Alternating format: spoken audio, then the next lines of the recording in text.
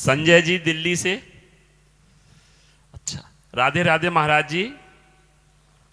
महाराज जी, अपने आप को संसार के आकर्षण से कैसे बचाएं जो निरंतर संसार को छोड़कर भगवान का ध्यान बना रहे। कई बार कई दिन की साधना पर संसार का एक दृश्य भारी पड़ जाता है महाराज जी। बिल्कुल, मन एकाग्र बिल्कुल, कैसे? बिल्कुल तुम्हारी बात का हम पूर्ण समर्थन करते हैं। पर अनंत जन्मों के असाधन को एक साधन वृत्ति भारी पड़ जाएगी।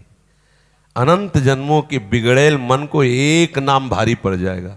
एक बार राधा बोला तो ऐसी तैसी इस मन की हमारा नाश नहीं कर सकता। आप उस असत का महत्व न दें। सपने के भूतों का कोई महत्व नहीं है।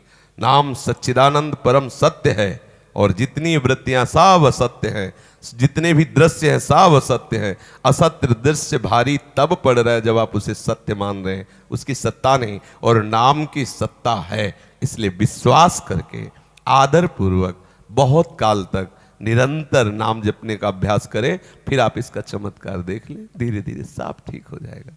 और जैसे हम अकेले रुपया कमाएं तो कितना कमा सकते हैं, पर किसी करोड़पति की गोद में बैठ जाए और वो हमें स्वीकार कर ले, फिर तो बिना कमाए धनी हो गए। तो आचार्य और गुरुदेव ये महापुरुष प्रभु नाम के धनी हैं। हम इनके चरणों का आश्रय ले लें तो उनकी कृपा बल से आज ही हमारा काम हो गया, ऐसा विश्वास कर ले। हम ठसक में भर जाए कि हम तो श्री जी के, हम तो लाडली जी के, हम तो गुरु जी के। सच्ची बात कहते हैं, बहुत जल्दी ठीक हो जाओगे। जहां कोई विषय भारी पड़े उसी समय सोचना, मैं तो प्रिया प्रीतम का हूं। अय काम, क्या तू मुझे मेरा नाश कर सकता है? अय क्रोध, क्या तू मुझे नष्ट कर सकता है? मैं प्रिया प्रीतम का हूं, मैं आचार्य का हूं, मैं गुरु का हूं। वो कुछ भी करे, चाहे जितना बोर्ड आप गंदा लिख दो, वो नहीं होता मिटाने वाला। आचार्य और गुरु के पास वो होता है डस्टर, ऐसे मारा सब नष्ट हो गया।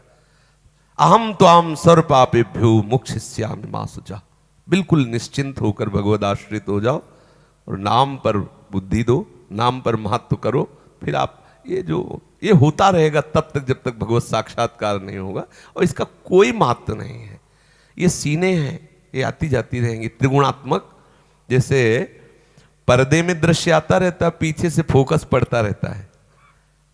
वो जो अज्ञानी वो समझता पर्दे में हलचल हो रही, पल से वो पीछे से। तो ऐसे ही हमारे अंतःकरण में फोकस पड़ती है, सतोगुणी रजोगुणी तमोगुणी। वो हमारा चिंतन, हमारा दृश्य बदल जाता है। सात्विक दृश्य, तामसिक चिंतन, राजसिक दृश्य, राजसिक चिंतन, ये सब बंदे। तो हमें घबराने की जरूरत नहीं है।